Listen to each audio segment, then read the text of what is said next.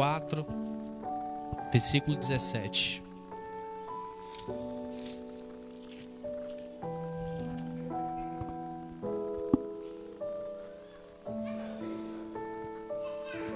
Romanos capítulo 4, versículo 17.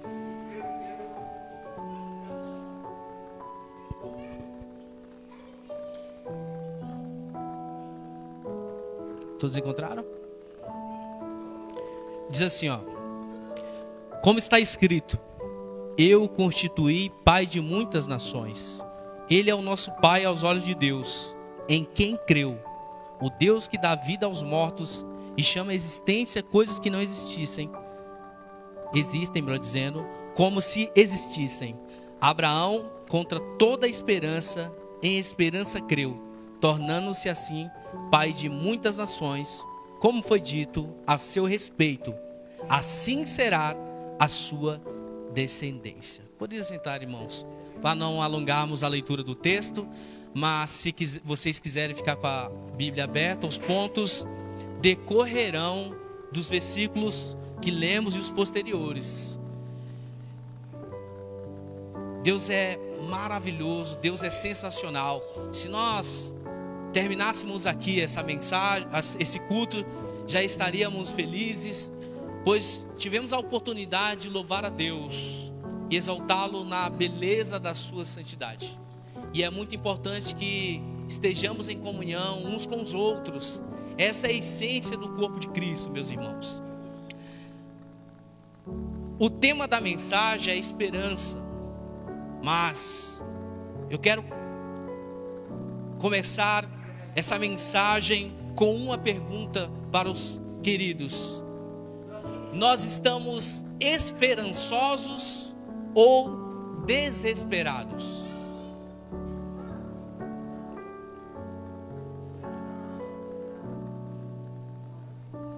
Nós vamos falar hoje sobre algumas características de um homem que tem esperança à luz desse texto, sobretudo da vida de Abraão.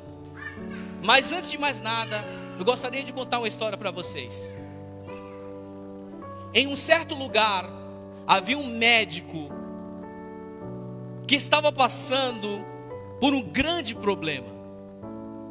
O seu filho estava com a doença que todos os outros colegas não diagnosticaram essa situação adversa.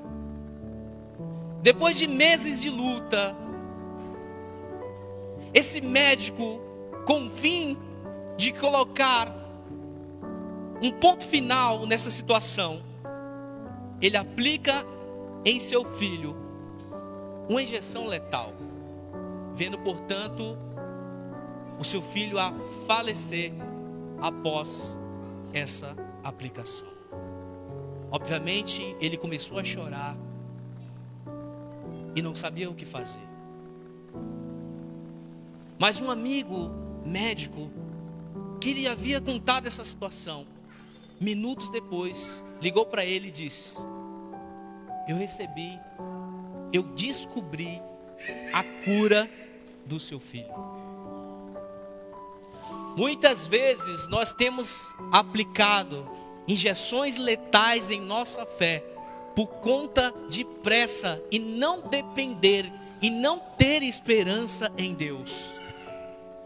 Irmãos, Deus nos chama no princípio, acima de tudo, nesses últimos dias, a confiar nele acima de qualquer circunstância, a ter fé genuína, sobretudo acima de qualquer coisa que vir sobre as nossas vidas. Você sabe que o nosso relacionamento com Deus só será firme, forte e consolidado depois de muitas tribulações e dificuldades.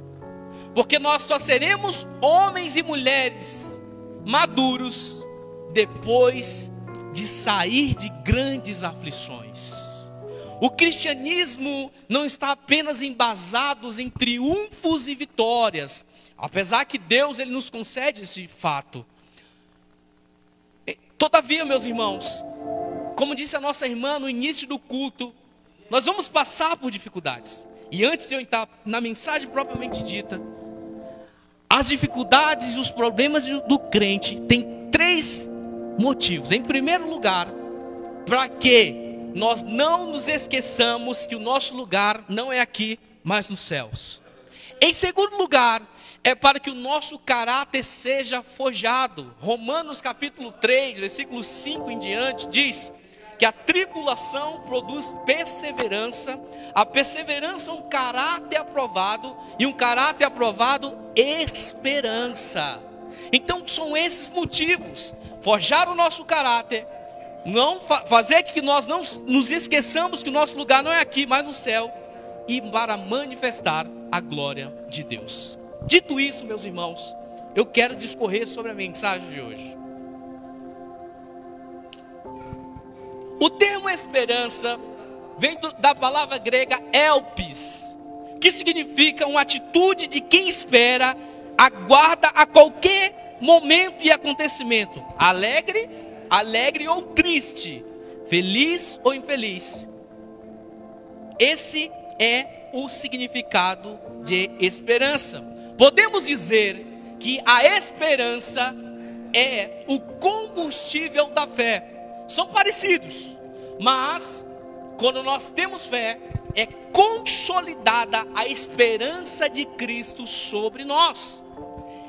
Ou seja, assim como a generosidade é oriundo da ação do Espírito Santo, a esperança é da mesma forma em nós. A esperança está em segundo lugar nos requisitos teologais em 1 Coríntios capítulo 13. Assim resta a fé, a esperança e o amor. E o maior deles é o amor. Então a esperança é essencial para uma vida cristã maravilhosa.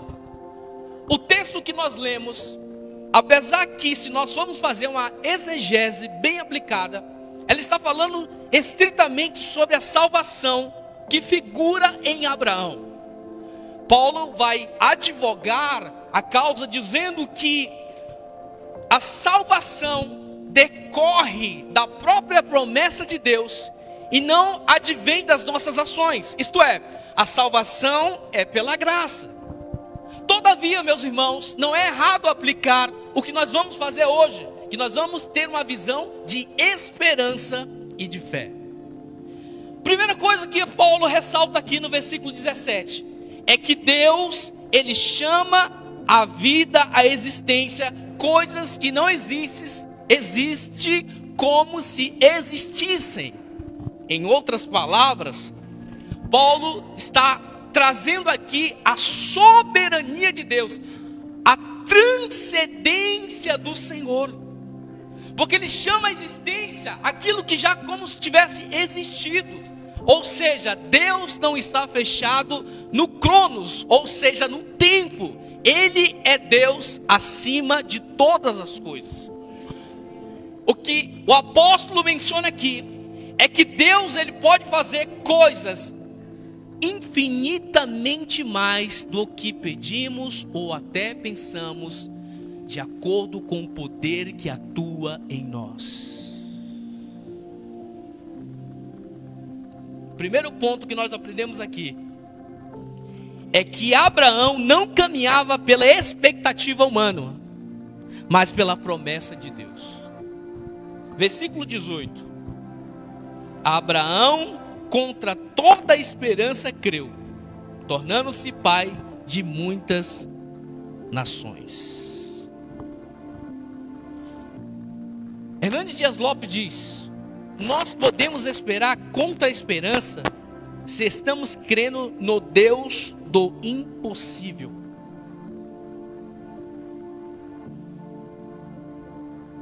O patriarca nos ensina que nós não devemos caminhar olhando as circunstâncias, mas temos que ter um olhar sobre a promessa. O texto sagrado diz: olhando para Jesus, o autor e consumador da nossa fé. Em outro texto sagrado diz: que os olhos são as janelas da alma. Ou seja, aquilo que eu foco, eu abro para que entre em meus pensamentos e vai afetar diretamente na minha cosmovisão. Isto é, na visão que eu tenho das coisas e do mundo. Então, Abraão não caminhava pela expectativa humana, mas sobretudo pela promessa de Deus.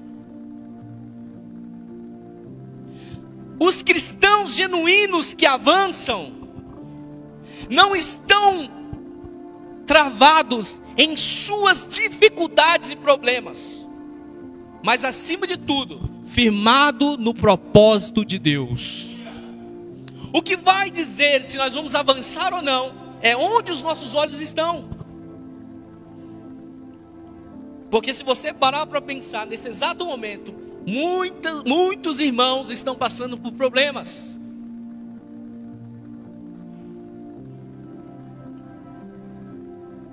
Mas um cristão genuíno e verdadeiro, que tem esperança real e viva, ele não é paralisado por problemas. Pelo contrário, ele adora em meio à tribulação.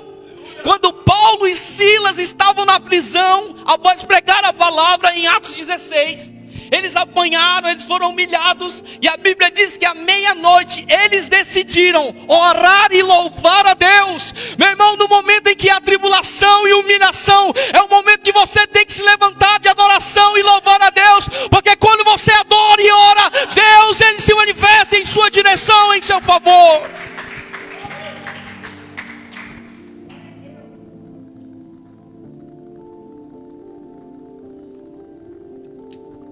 Em 2011 eu saí lá do Acre,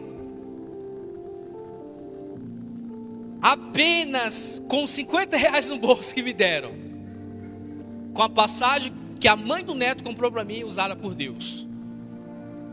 Só que eu não vim olhando os R$50 e as pessoas que estavam ao meu redor.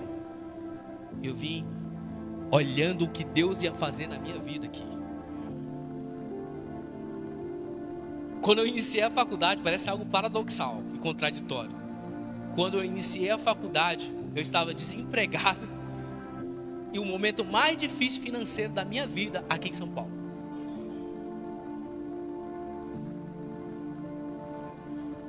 E eu pensei, mas como eu vou avançar? Como eu vou fazer? E Deus falou no meu coração: Sully, você acha que eu te trouxe lá do Acre para São Paulo para deixar você morrer aqui? Parafraseando, você acha que eu morri na cruz por todos vocês, aleluia, para deixar vocês morrerem de qualquer jeito? Aleluia. O apóstolo Paulo, no capítulo 8, nos versículos 30 e diante, ele diz: se Deus não poupou o seu próprio filho, como não nos dará juntamente com ele todas as coisas? Em outras palavras, ele está dizendo: olha, se Deus entregou o próprio filho, e nós sabemos a explicação, nós somos unicistas, mas tudo bem, ele não poupou e dá Jesus de Nazaré, qual o seu problema? Aleluia. Se eu dei a vida do meu filho na cruz, será que eu não posso fazer coisas extraordinárias na sua vida? O Deus da esperança está aqui nesta noite. Aprendemos com Abraão também. 1.1: caminhar com esperança, focado na promessa de Deus, requer de nós que suportemos o processo. Às vezes, temos uma ideia cristã romântica, no sentido em que, como a nossa irmã falou perfeitamente, parece que ela sabia a minha mensagem. Abrindo só um leque aqui, eu tenho visto como Deus tem orquestrado os cultos aqui nessa igreja. Ninguém combina nada. Aí vem a pessoa que vai falar, apesar que esse culto é temático. Mesmo não sendo temático, a pessoa do início vem, fala basicamente o que a pessoa vai pregar. É Deus ou não é, pessoal? Repetindo, caminhar com esperança, focado na promessa de Deus, quer de nós que suportemos o processo. Entenda uma coisa: quanto maior a promessa e a realização de Deus, grandes serão as provações. Aí eu te pergunto, Quanto você quer conquistar? Você quer a maior igreja de Mogi das Cruzes? Vai ter que aumentar o processo. Você quer virar chefe em tal lugar? Vai ter que suportar as dificuldades. O que você quer alcançar? Às vezes, irmãos, abrindo só um leque aqui, às vezes os pregadores falavam assim, ó: Deus sabe que eu estou falando isso. Qual o seu sonho? Só que eu nem tinha sonho. Qual o seu projeto? Só que eu não tinha projeto. E o que Deus está falando para você aqui hoje, sabe o que é? É que você precisa colocar diante dele a sua necessidade, o seu projeto. É que você não tem falado para ele. Ah, mas Deus sabe o meu pensamento. Não, ele quer ouvir a tua voz. Eu sei que a minha filha quer às vezes, só que eu quero ouvi-la falar. Deus, ele disse, através de Jesus Cristo, o homem, em Mateus capítulo 5, por que vocês se preocupam? Por que vocês se preocupam com as coisas terrenais? Observe os passarinhos. Eles não trabalham e nem armazenam em celeiro. Contudo, o Pai alimenta eles todos os dias.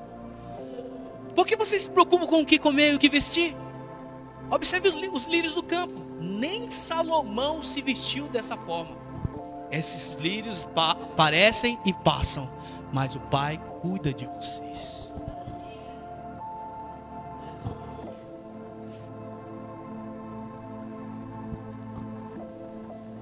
A promessa de Abraão era grande, só que Deus tinha apenas a promessa, só que ele não mostrou o território e a caminhada. Ele disse somente: sai da tua terra e da tua parentela. Para nós alcançarmos os propósitos de Deus, nós precisamos nos desligar de aquilo que nos prende, de muitas vezes avançar no nosso destino. Irmãos, a nossa carne não se converte, a nossa luta é constante. Mas eu posso afirmar por vocês, biblicamente, cada obediência disciplinada, você está subindo a um próximo nível. Por mais que ninguém está te vendo, você está subindo ao próximo nível. Irmãos, eu tive uma vida muito errada, muito bagunçada. E como qualquer jovem, ficava com várias garotas, enfim, tudo mais, mas não quero entrar por menores. O que eu quero dizer é o seguinte: quando eu entreguei minha vida em 2010 para Jesus, eu fiquei sem bagunçar, sem tocar em mulher do ano 2010 até o ano 2013. Por que eu estou contando todos esses detalhes? Porque faz toda a diferença. Porque do ano de 2010, do ano de 2013, foi a minha vinda para São Paulo e o meu casamento. Foi meu ingresso num local de trabalho e o meu crescimento, tanto na vida como espiritual e teologicamente. Então, quando você decide, por mais que você não está vendo a realização de Deus, mas você ouviu a promessa, quanto mais você obedecer, mais você está crescendo.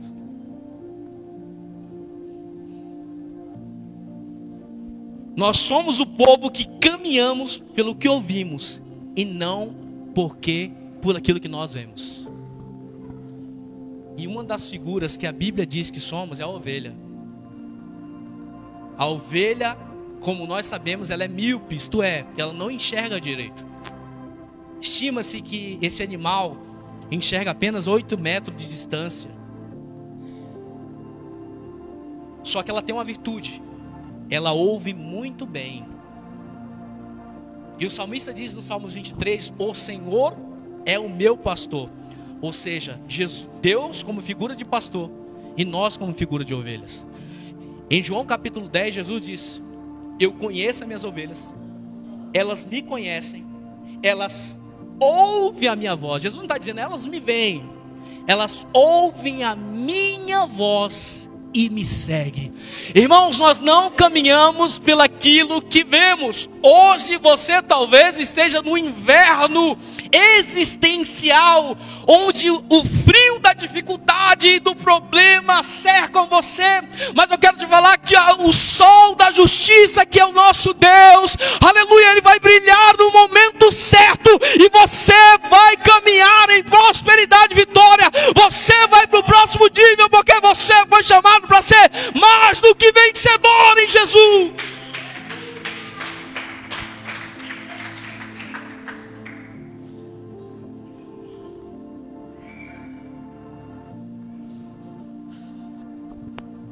Tornando-se pai de muitas nações. O interessante é que o nome de Abraão era Abrão. Pai exaltado, se tornou pai de muitas nações, Abraão. Só que Deus mudou o nome antes de cumprir a promessa. Sabe o que isso quer dizer para nós? É que Deus nos convoca não por aquilo que somos e temos, mas sobretudo pela promessa que Ele já tem para nós.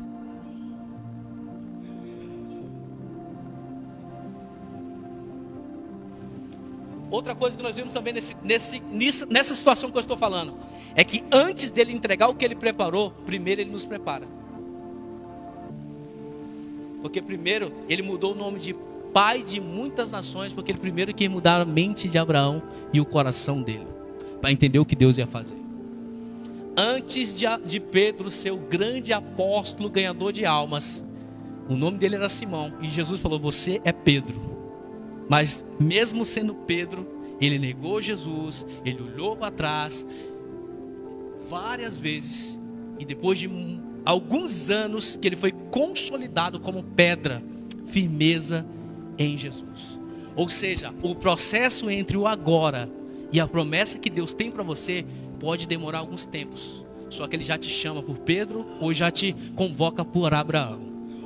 Quem pegou a mensagem pegou, quem não pegou, aleluia.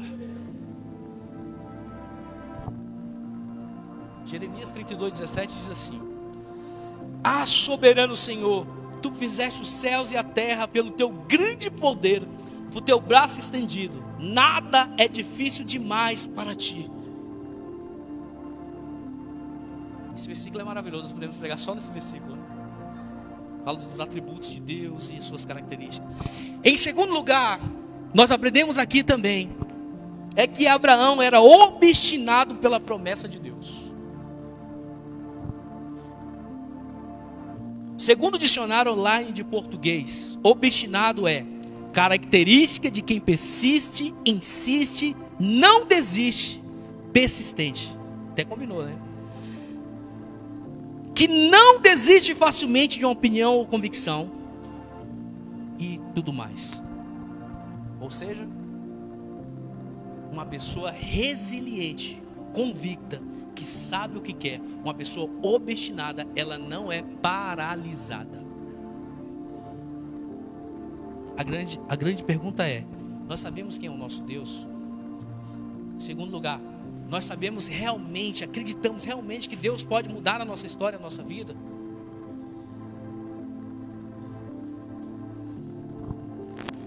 O segredo de toda realização, irmãos, é não se afastar daquele que realiza. É que às vezes nós acreditamos que as nossas próprias convicções, inteligência, títulos acadêmicos, capacitação, é que vai nos levar ao êxito e à promessa de Deus. Talvez nós não verbalizamos isso, mas as nossas ações corroboram isso que eu estou dizendo. Mas Abraão, ele sabia, no versículo 19 diz: Abraão não se enfraqueceu na fé. Isso mostra que ele estava obstinado, ele não se enfraqueceu na fé. Tudo estava dizendo que ia dar errado, mas ele disse: não, eu vou continuar firme. Eu estou parafraseando, ou talvez trazendo uma inferência do que poderia ter acontecido. Ou seja, não está escrito isso na Bíblia. A diferença dos vitoriosos e dos que não alcançam não está na capacidade humana, mas na decisão de perseverar em Deus. Irmãos, estou aí há 13 anos no Evangelho, caminhando no Evangelho. E modéstia à parte, tem alguns irmãos que iniciaram juntamente comigo e infelizmente estão em outras condições, estão em outros níveis. E você pode me perguntar: Súlio, então você é capacitado, é inteligente? Nada disso. A diferença é a decisão de perseverar naquilo que Deus tem para você. Essa é a diferença, meu irmão. A decisão de dizer: eu não vou me enfraquecer na fé, eu vou perseverar.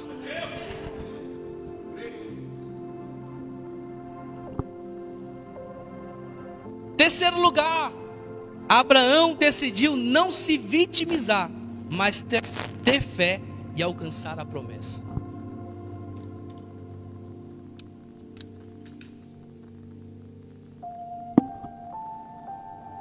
Humanamente falando, era impossível se cumprir a promessa. Primeiro, ele já estava em idade avançada. Segundo lugar, a mulher dele era estéril. E em terceiro, ele saiu para os lugares onde ele não conhecia ninguém. Então a probabilidade de se cumprir a promessa do ponto de vista humano era basicamente impossível. Mas o homem que tem esperança em Deus transcende os atuais problemas. Ou seja, ele consegue olhar por cima da cortina e não ver os problemas, mas ele vê a promessa que Deus vai realizar na vida dele. Como disse para os irmãos, repito, desculpa ser taxativo, quanto maior a promessa, maior também serão os problemas. Quanto maior os projetos, grandes serão as dificuldades. Só que quando o projeto é meu, pode ser que não dê certo, aleluia. Mas quando o projeto é de Deus, a Bíblia diz: ainda antes que houvesse dia, eu sou, e não há ninguém que escape das minhas mãos. Operando eu, quem impedirá? E a Bíblia diz em Números 23:19: Deus não é homem para que minta, e nem filho do homem para que se arrependa. Diria eu e não faria? Falaria eu e não velaria, diz o Senhor. Talvez eu marquei um café com você e não fui. Talvez alguém marcou um compromisso e não esteja presente. Mas se Deus falou, meu irmão, vai se cumprir em nome de Jesus. Não se ocupe na geografia. Foque no que Deus já disse. Ele não olhou para a geografia. Eu lembro que quando eu saí lá do Acre, um amigo meu falou assim: ó, Súlio, onde você estiver, você será abençoado. Porque a bênção não está em São Paulo, a bênção está em você. Oh, glória! Aleluia! Você não tem ideia, meu irmão, do que nós carregamos dentro de nós. É que o diabo, ele é mentiroso. E o diabo é mentiroso. Ele falou: não é bem assim não, pô. Você está falando de Abraão lá atrás. E Paulo vai escrever em Romanos 15:4, mesmo escrevendo: tudo que foi escrito no Antigo Testamento foi escrito para nos dar esperança e entendimento. 3.1. Ou Abraão não era vítima. Abraão não era vítima, pois ele decidiu depender de Deus. Para Deus concretizar os propósitos, repito, para Deus concretizar os propósitos, Ele não precisa da realidade humana. É possível nascer um filho, do ponto de vista natural, sem uma coabitação entre um homem e uma mulher? É impossível, mas aconteceu, porque Ele fez isso. Humanamente falando, alguém consegue ressuscitar depois de morto? Obviamente não, mas Ele já ressuscitou pessoas. Humanamente falando, é possível uma água no local de 80, 120 litros se tornar vinho? Ele já fez isso. Sabe por quê? Porque Deus não trabalha no paradigma humano. Ele transcende todas as coisas. Deus, Ele está muito além do que pedimos ou até pensamos. Então nessa noite, meu irmão, é noite de nós levantarmos as nossas cabeças. Assim como Abraão, dizer, em outras palavras, Senhor, eu confio em Ti acima de qualquer dificuldades e problemas.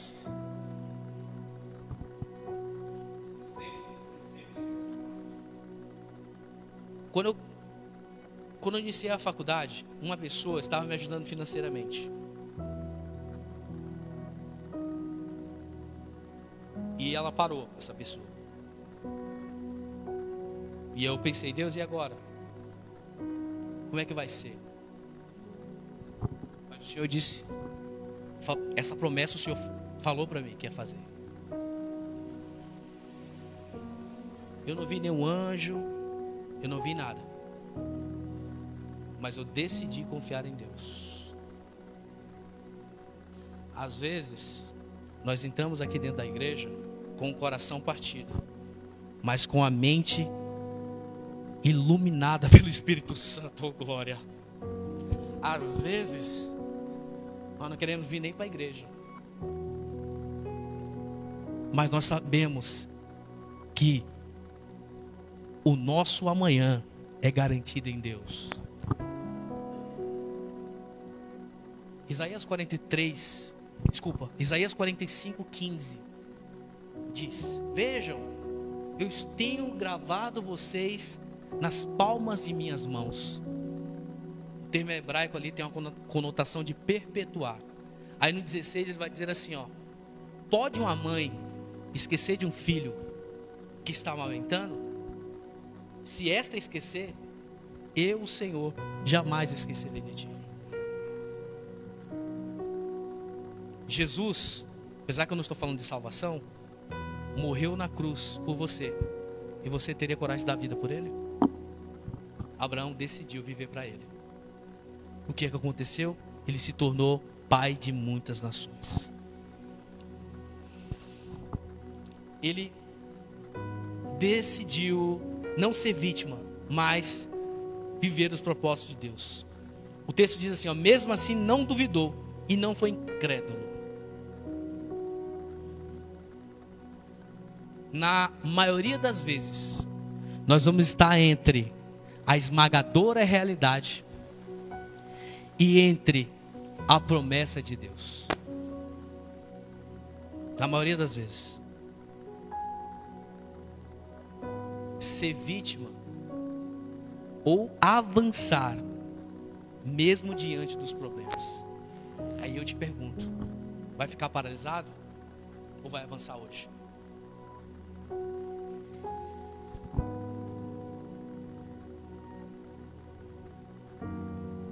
Aí eu levo você a pensar, vai ficar olhando na circunstância que está hoje você?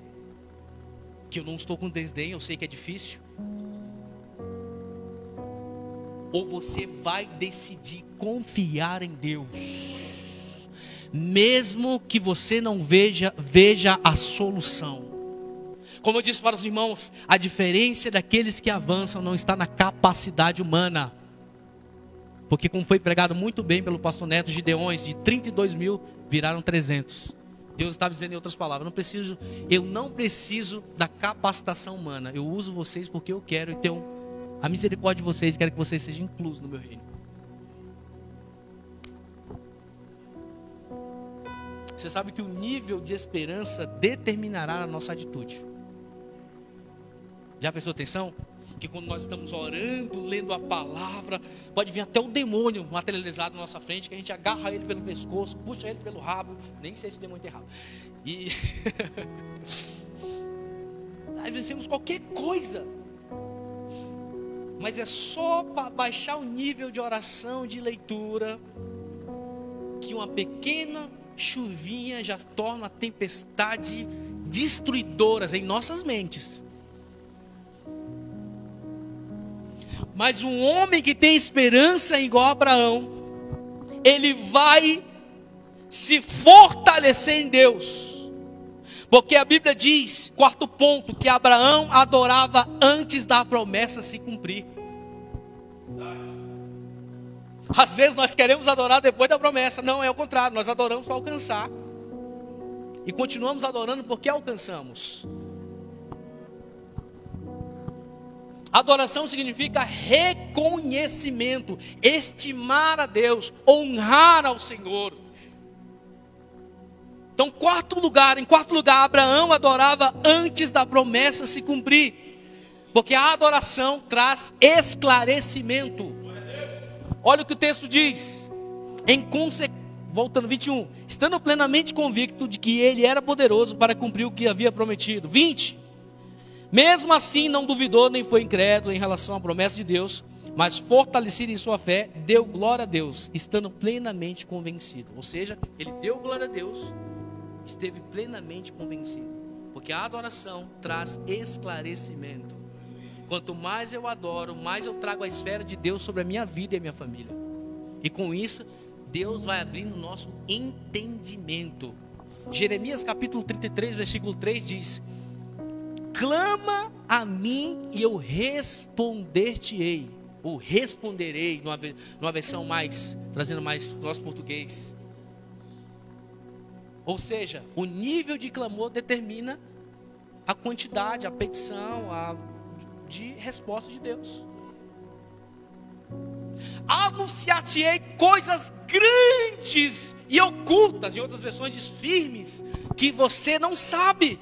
Deus tem promessa, mas em cima de tudo, revelações que Ele nos traz, na medida que adoramos Ele. Às vezes você vê, nossa, esse fulano é tão forte. Não, é que ele decidiu adorar a Deus mesmo nas tribulações. Então Deus ele vai se revelando na medida que nós o adoramos. Jesus tinha 3 classes, abrindo só um leque aqui de pessoas que o acompanhavam. Repita comigo: multidão, os 12 e os 3. Os 3 simbolizam aqueles que vão no nível mais alto da intimidade com Deus. Enquanto a multidão via apenas a multiplicação dos peixes e ouviam a parábola, os 3 ouviam a explicação da mesma. É porque quem quer só os pães, come só os pães. Quem quer intimidade, vive o que Jesus quer, a revelação dele, e ainda come pão.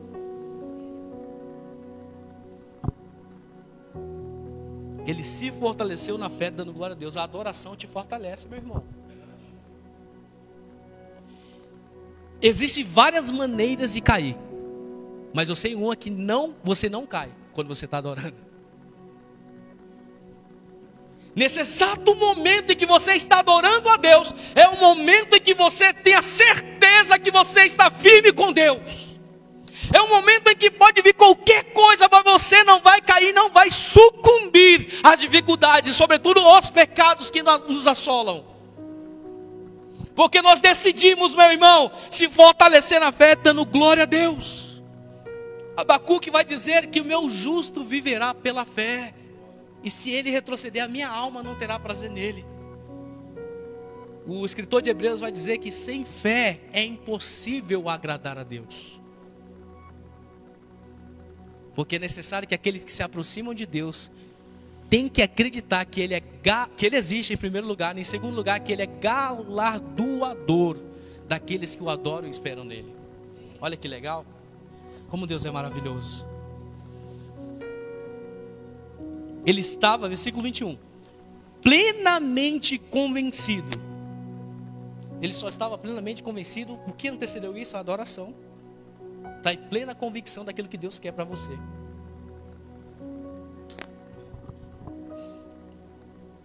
Plenamente convencido de que Deus é poderoso para cumprir o que havia prometido. Tem um estudo que diz que esse termo aqui usado em grego dá uma conotação que ele não iria receber, mas que ele já tinha recebido. Então ele adorou. Olha só o que nós aprendemos aqui, que nós devemos adorar como pessoas que já receberam o milagre. É a mesma coisa que você entrar na faculdade, vai demorar 5 anos, você está no 2º ano, você já começar a comemorar como se você estivesse com o diploma na mão. Imagina isso? Você já projetar, nossa, eu já estou, mano, vai acontecer isso e aquilo, aquela esperança, aquela alegria. Mas isso só vai acontecer quando nós acreditarmos realmente na promessa de Deus. Vamos parar para pensar? Deixa eu ver se dá para fazer isso. Dá. Vamos parar para pensar. O que é o evangelho para nós? O que é esperança? O que significa vir para a igreja? O que significa tudo isso?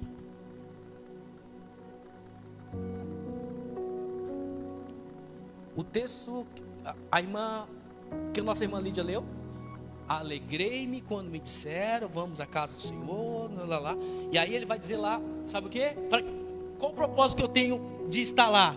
De receber os conselhos. Primeira coisa, adoração. Segundo lugar, receber os conselhos.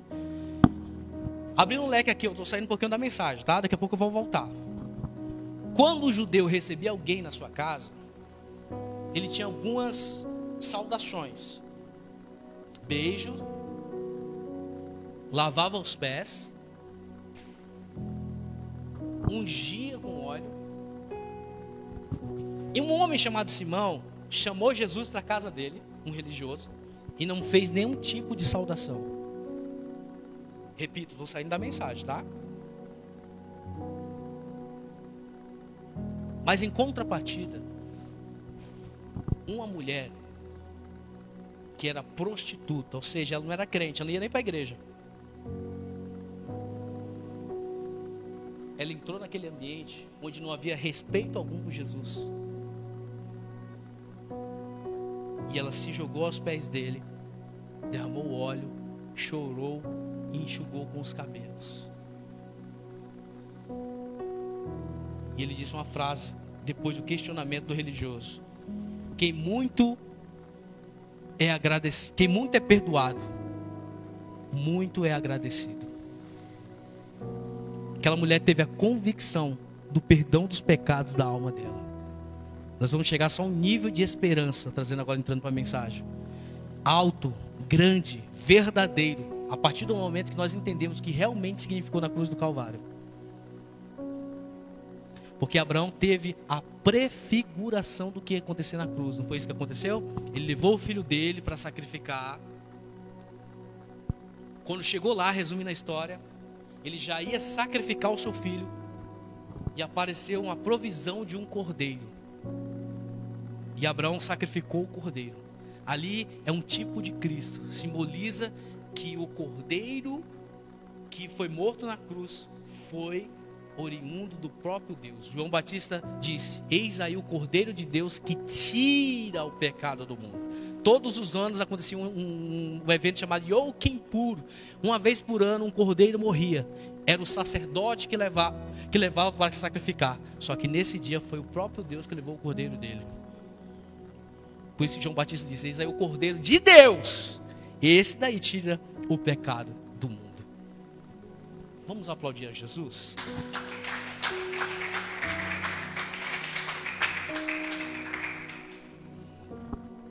Voltando para a mensagem. Ele se fortaleceu na fé, dando glória a Deus, 21. Em consequência disso, isso foi creditado como justiça. Irmãos,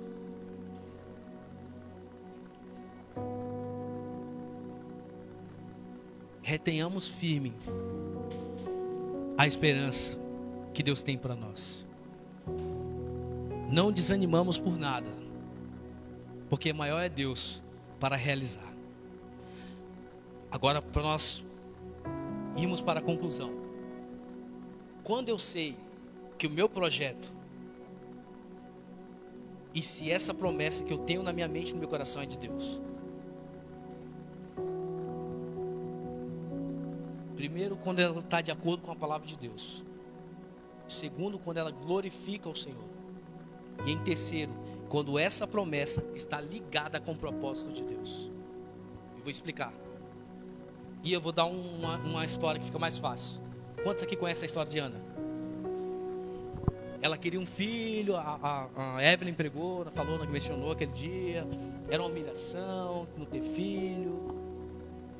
E ela clamava todos os anos. Só que até então ela não estava entendendo. Ela queria algo para ela. E quando a nossa petição é egoísta, ela não é cumprida. O que Tiago fala? Vocês pedem errado, pedem pelos seus bel prazeres, por isso que vocês não recebem. Quando a Bíblia diz lá em Romanos que o Espírito Santo intercede por nós, não é que o Espírito Santo vai se ajoelhar na cama e vai dizer assim, ó, fica quieto que eu vou orar agora a Jesus e o Pai vai ouvir. 3 pessoas. Não, o que está dizendo? É uma oração guiada pelo Espírito Santo. E o Espírito Santo vai orar através de nós, segundo a vontade de Deus. Por isso que se cumpre. Então o que ela falou? Ela disse, Deus, estou parafraseando, tá? Trazendo para os nossos dias. Eu quero um filho. Só que eu não quero um filho para mim. Eu vou entregar para o Senhor e o Senhor faz o que o Senhor quer. Então quando ela fez esse propósito com Deus, a promessa que Deus já tinha se cumpriu na vida dela. Ela engravidou, teve um filho, entregou Samuel no templo. Ele virou sacerdote, juiz, virou tudo, menos o rei, que veio logo depois. O que eu quero dizer com isso? É que quando nós unimos os nossos sonhos e os nossos projetos com a promessa e a vontade de Deus, Deus faz gerar Samuel em nós.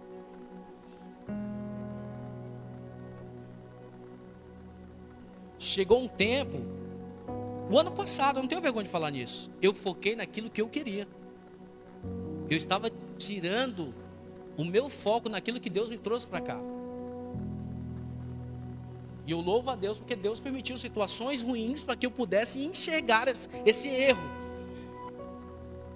Será que nós precisamos ser feridos por Deus? Para que entendamos que Samuel, apesar que eu estou falando de Abraão, abriu o leque, claro, que nós estamos querendo tanto, não é para nós, mas é para Deus? A partir do momento, meu irmão, parece algo contraditório e paradoxal. Quanto mais eu entrego tudo nas mãos de Deus, é devolvido 7 vezes mais para a minha vida. Quanto mais eu desapego, aquilo que o pastor falou, generosidade, mais vem para mim. O evangelho é loucura, meu irmão. Para morrer, para viver tem que morrer. Para ser grande tem que ser pequeno. Para estar no céu você tem que morrer aqui na terra. Para prosperar tem que desapegar. O evangelho é um eterno paradoxo. Em conclusão, meus irmãos,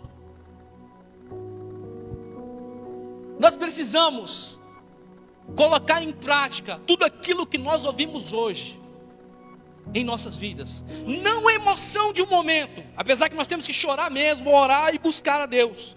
Você sabe que a esperança, apesar que é uma obra do Espírito Santo nas nossas vidas, é algo sinérgico, isto é algo em que Deus age em nossas vidas, mas nós precisamos compreender e fazer também. Então, irmãos, tem uma frase que diz assim, ó, a diferença de você hoje, daqui 5 anos, está nos livros que você lê e nas 5 pessoas que você anda. Só que eu vou colocar mais lá dentro. Além dessa frase, vou colocar um ponto e uma vírgula. E vou dizer, e também o tanto que você decidiu ter esperança em Deus. Vamos ficar de pé nessa noite?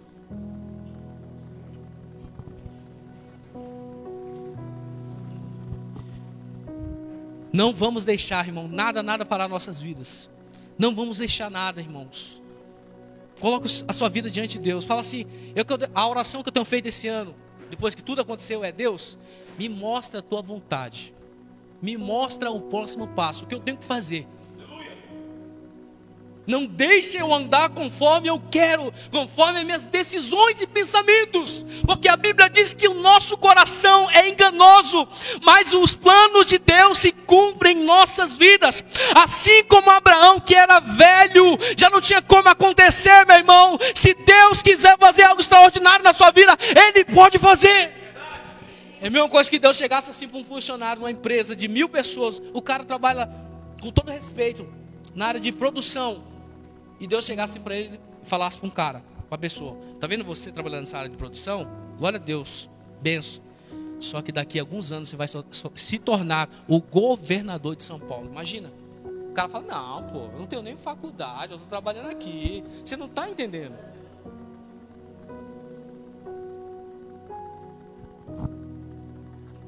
Vamos fazer um pacto com Deus? Vamos fazer a vontade de Deus? Vamos estar mais nos cultos, vamos procurar estar mais nas células, vamos tentar pregar. Vamos pregar o evangelho, porque nós, no sentido da palavra propriamente dita, nós não ganhamos, nós pregamos. Quem convence é o Espírito Santo, mas nós temos que pregar.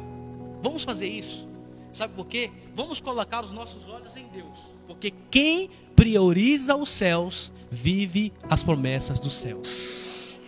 Aleluia, Senhor Deus, muito obrigado pela tua graça, Jesus. Deus, eu me coloco diante dos meus irmãos, Jesus. Tua palavra foi pregada, Pai. Eu te peço, Deus, começa pela minha vida trazendo convicção e esperança, meu Deus. Nesses dias tão difíceis, ó Deus, eu te peço que a luz do teu Espírito Santo venha iluminar a nossa mente.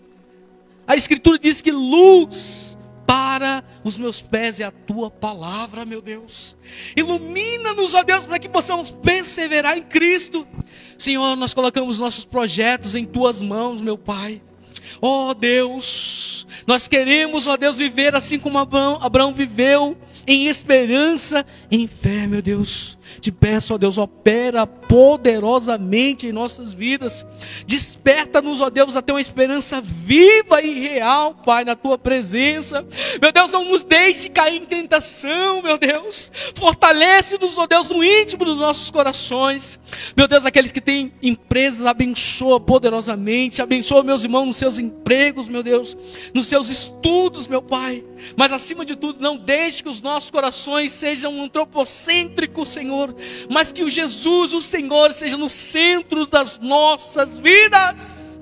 Ó Deus, assim como Abraão decidiu perseverar em esperança, ele acreditou em Ti, Pai, que tenhamos esses sentimentos e essas atitudes, de modo, ó Deus, que não vivamos mais para nós mesmos, mas acima de tudo, que possamos ter as nossas vidas centralizadas no Senhor, meu Pai, para a Tua honra e a Tua glória, meu Deus. Eu te louvo e te agradeço, em nome do Senhor Jesus. Glória a Deus.